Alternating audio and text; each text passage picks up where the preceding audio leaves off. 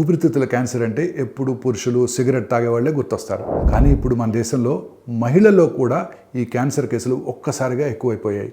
కారణం ఏంటో ఇవాళ తెలుసుకుందాం. మన దేశంలోని అన్ని పట్టణ ప్రాంతాల్లో కూడా మహిళల్లో ఊపిరితిత్తుల క్యాన్సర్ కేసెస్ గణనీయంగా పెరిగిపోయాయి. సిగరెట్ లేదా పొగ తాగటమే ప్రధాన కారణమైనా ఇప్పుడు మరెన్నో కారణాలు కనిపిస్తున్నాయి.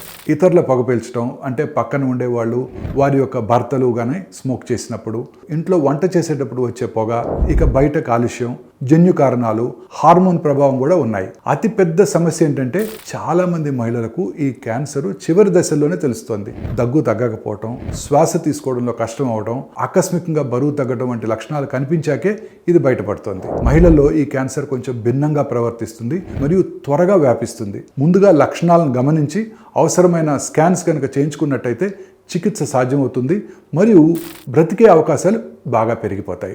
సో 3 వారాల మించి దగ్గు తగ్గకపోయినట్టయితే, అలాగే శ్వాస ఆడకపోయినా, ఛాతీ నొప్పి లేదా బరువు ఒక్కసారిగా తగ్గుతున్నట్టు అనిపించినట్టయితే దయచేసి నిర్లక్ష్యం చేయకండి. ఇంట్లో పొగ తాగే వాళ్ళు ఉన్నట్టయితే వారితో పొగ తాగడం పూర్తిగా మానిపించండి. వంటగదిలో గాలి సరిగ్గా బయటకు వెళ్ళిపోయేలా చేసుకోండి. అవసరమైతే ముందస్తు పరీక్షలు చేయించుకోండి. అవగాహన మరియు సకాలంలో చర్య ప్రాణాలను కాపాడతాయి.